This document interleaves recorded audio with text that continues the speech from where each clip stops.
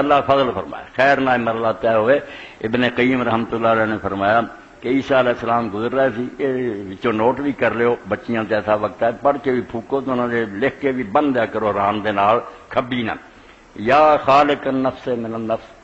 ویا مخرج النفس من النفس ویا مخلص النفس من النفس خلصا، اے جڑا جان تو جان کڈنا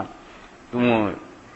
نجات دینا، اس بچی نو بھی اس تو نجات دے۔ گائے نو ویکھیا کہ بیچاری بہت تکلیف سی، تو عیسیٰ علیہ السلام نے پڑھا تو فوراً بچہ باہر آ گیا۔ اس تو اللہ تعالیٰ کے دعا تو بڑا ہتھیار کوئی نہیں، انہوں نے کہا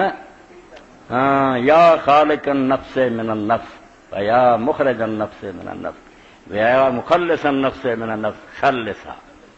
اور سورہ انشقاق جڑی ہے 30ویں سپارے سماع و شکت، یہ پہلیاں 5 آیتاں عزت سماع و شکت تو لے کے واضنت رب وقت، انہوں بھی لکھ کے کسی پاک کاغذ تے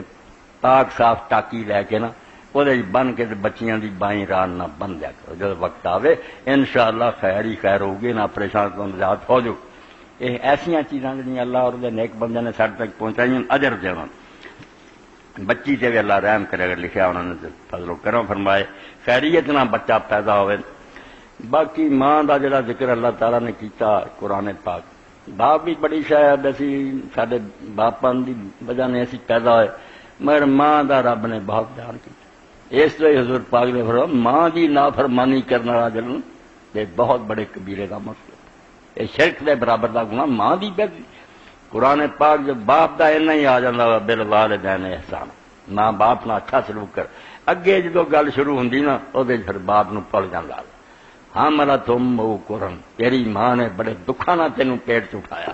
فوضعتہ کرہا، جب انہیں جڑیا اس ویلے پل صراط تے کھڑی تھی، پتہ نہیں بچنا کہ مرنا، کنیاں بچیاں مر گئی ایسے،